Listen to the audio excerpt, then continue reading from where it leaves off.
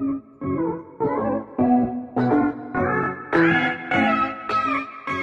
guys, and welcome back to my YouTube channel. I know it's been a long time.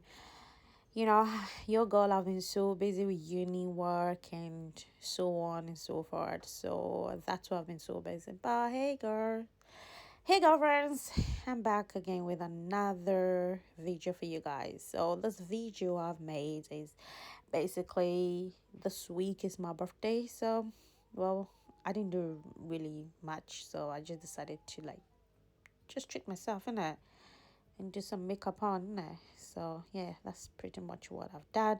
So I ain't gonna talk so much. I'm going to allow you guys to enjoy this video of this makeup video.